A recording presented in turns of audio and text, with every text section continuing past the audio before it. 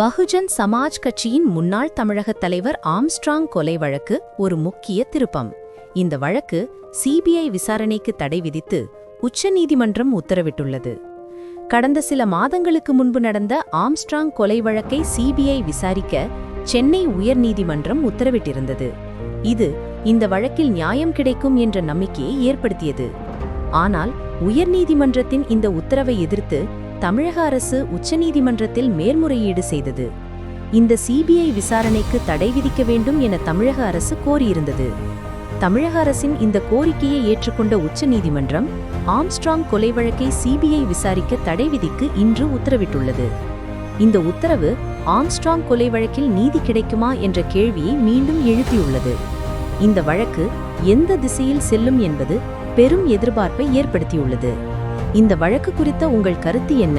Comment செய்யுங்கள்.